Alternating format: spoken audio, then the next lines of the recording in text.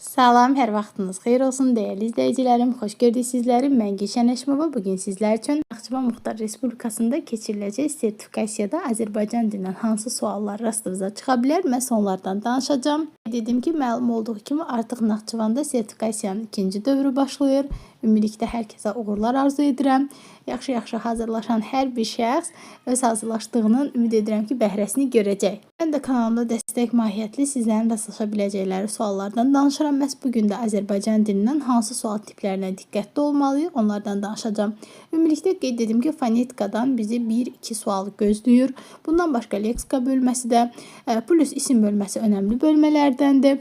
Sifət bölməsinə diqqətli olmalıyıq. Sintaksisdə sintaktik təhlillər imtahanın əsas sual tiplərindəndir. Bundan əlavə nəzərinizə çatdırım ki, mətin tipli testlər sizi gözləyir. Bu da bəs bunu necə işləyək, müəllim mətnləri işləyən zaman nələrə diqqət edək deyirsinizsə, birinci növbədə mətnin variantlarını oxuyursunuz, variantlarını başa düşməyə çalışırsınız, sonra qayıdırsınız, mətni oxuyursunuz.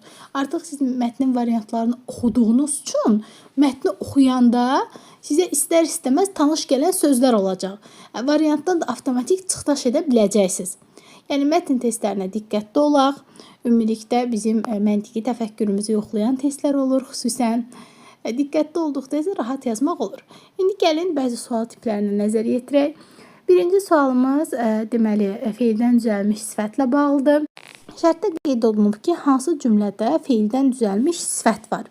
Aha, bizə demir kökü nədir? Deyir feildən düzəlsin. Yəni kökü bizim üçün o qədər önəmli deyil. Baxıram. Onun əlindəki güzgü sınıq idi. Burada sınıq sözü var, sifətdir. Sınıq necə sınıq? Sınıq sözünün kökü sındı. Başlanğıc forması da sınıq sözüdür. Deməli, burada bir leksik şəkilçi var. Ona görə elə sözün kökü də, yarandığı nitqi səsi də eynidir. Sın sözüdür. Yəni sınmaq feili. Deməli, sınıq sözü sınmaq feilindən yaranıb. Elə cavabımız A-dır. Bəs niyə B olmadı? B-də ümumiyyətcə görə sifət varmı? Ustalar isimdir, bütün əvəzlikdir, iş isimdir, layiqincə yerinə yetirmək, burada layiqincə zərfdir, yerinə yetirmişdilərsə feildir. Burada ümumiyyətcə sifət yoxdur. Bunu silirəm. Onun hazırladığı dadlı yeməklər çox bəyənildi. Onun əvəzlik, hazırladığı feil, dadlı bəli sifətdir, lakin sözün kökü daddır, dadı. Ona görə burada feil deyil, axı dad sözü. Feil olmadığı üçün nə olsun sifətdir. Bizə deyir feildən düzəlmiş sifət. Bunu sildim. Keçirəm deyə qaça-qaç qaranlıq küçədə, qaça-qaça daha doğrusu qaranlıq küçədə gözdən itdi. Burada da qaranlıq sözü var. Necə küçə? Qaranlıq küçə. Burada da sözümüz feildən yaranmayıb.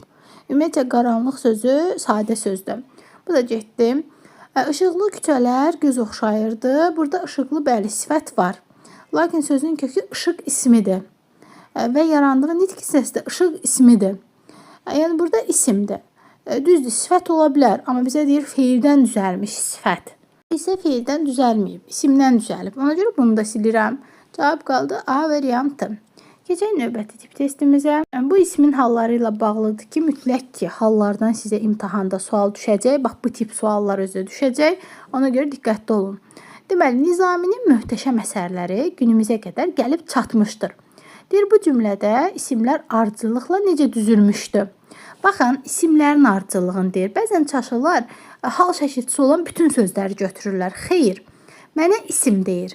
Nizami isim, əsərləri isim, günümüzə isim. Burada möhtəşəm sifətdir, qədər qoşmadır. Gəlib çatmışdı, ümumiyyətcə feildir. Bizə lazım olan 3 dənə isim var. Nizami, əsərləri, günümüzə. İndi bunların hallarını müəyyən eləyək. Nizaminin, deməli, burada in şəkilçisi var. Yəlik aldı. Kimin? Nizaminin. Birinci gələcək yəlik. B-ni silirəm, A-nı silirəm. E-ni silirəm. Qaldı 2. C və D. Çünki yəliklə başlayan onlardır. Sonra keçirəm əsərləri sözünə. Əsərləri, yəni onun əsərləri. Buradakı i təsirli kal deyil. Mənsubiyyət şəkilçisidir. Və bu söz adlı haldadır. Çünki buradakı i mənsubiyyət olursa, avtomatik sözüm adlı halda. Onun əsərləri. Aha, deməli, əsərləri sözü adlı halda. Günümüzə sözündə də A-ə şəkilçisi var. Bu da yönlü kalın şəkilçisidir. Deməli, doğru cavabımız D. Yiyəlik, adlıq, yönlük. Ümumilikdə ismin halları ilə bağlı testlərə diqqətli olun və şərtə diqqətli olun.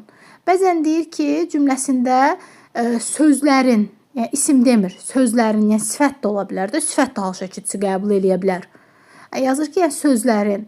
Amma burada isim yazdığı üçün isimə fikir verirsiniz. Yəni şərtlərə diqqətli olun. Bir də qeyd edim ki, kanalımda sizlərə dəstək mahiyyətli, demək olar ki, hər gün müəyyən izah tipləri paylaşılır, istər Azərbaycan dilindən, istər kurikulumdan. Ona görə abunə olun ki, yerləşdirilən zaman görəsiniz. Həmçinin də ardının gəlməyini istəyirsinizsə, bu izahı ətrafınızda olan imtahan verəcək yoldaşlara göndərin. Beləcə sizlərin tələbatı çox olarsa, bu izahlar paylaşılar. Bəzən düşünürlər ki, özüm baxdım bəsdir, amma ardının gəlməyini istəyiriksə paylaşmalıyıq mütləq. Keçək indi digər suallara da baxaq. Hansı cümlədə amonim olan əvəzlik var? Amonim əvəzlik istəyir, baxaq. Mən hər şeyin öhdəsindən gələcəm. Burada əvəzlik var, mən və hər şey. Amma bunlar amonim deyil. Amonim nə deməkdir? Eyni cür yazılsın, lakin mənaları başqa-başqa olsun. Bu getdi. Heç kim məni qınamasın, heç kim məni. Burada da iki əvəzlik var, sadəcə amonim deyil. Bu da getdi. Biz birlikdə güclüyük. Bəli, burada biz sözü var. Biz amonimdir. Və əvəzlik də olur, isim də olur. Bəs necə əvəzlik olur, necə isim olur? Əvəzlik bildiyimiz adi şəxs əvəzliyi kimi işlənir. Məsələn, biz üçüncü şəxsin, birinci şəxsin cəmi. Bir də var o dediyimiz isim kimi. Bu nədir? Bu da bax ayaqqabıçılar daha çox istifadə edir bu bizdən. Məsələn, ayaqqabıçı deyirəm ki, bizlə deşik açır. Yəni dəridə və yaxud parçada açılan bir növ belə deyək ki, deşik açmaq üçün istifadə edilən alətdir bu. Biz budur. Və yaxud bu bir növ belə deyək, yorğanları bir növ belə deyək ki, salan zaman istifadə olunur bu bizdən. Yəni qalın iynənin loru desək, qalın formasıdır biz. Ona görə bizə deyir amonim əvəzlik, bəli, C variantı. Keçək növbəti sualımıza. Köməkçi nitq hissələrindən mütləq ki, imtahanda sual görəcəyik, ona görə diqqətli olaq. Baxaq indi bu sualımıza. Həsən, deməli sən də qardaşın kimi müəllim olmaq istəyirsən. Deyir, bu cümlədə köməkçi nitq hissələrinə aid hansı sözlər işlənmişdir? Yəni, hansı köməkçi nitq hissəsinə aiddir də? Burada deməli var. Deməli, modal sözdür. Çünki hər iki tərəfdən vergül var. Baxın, deməli sözündə. Sən də sözündə burada də var. Bağlayıcıdır. Qardaşın kimi, bu isə qoşmadır. Deyəcəksiniz ki, ay müəllim, deməlini başa düşdüm. Modal sözdür. Hər iki tərəfdən vergül qoyulub deyə bildim ki, modal sözdür. Bəs bu sən də sözündəki də var ha, bax bu də. Axı bu qoşmada, qoşma nə idi? Ədat. Ədat da ola bilir. Mən nə bilim ki, bu ədat deyil də. Yəni mən fikirləşirəm ki, ədat deyə bilərsiniz. Aha. İndi bunu necə seçəcəksiniz? Baxın, deyir, Həsən, deməli sən də qardaşın kimi müəllim olmaq istəyirsən. Yəni sən də, mən də, o da, burada iştirak məzmunu var. Bağlayıcı o halda olur ki, məzmunda iştirak məzmunu var. Burada da iştirak bildirir. Sən də, mən də, o da, bu da. Yəni iştirak məzmunu varsa, onda bağlayıcıdır. Deməli, birinci oldu modal söz. İkinci oldu bağlayıcı. Hardan bildim bağlayıcıdır? Çünki iştirak məzmunu var. Üçüncü isə məlum olduğu kimi kimidir, kimi də elə qoşmadır.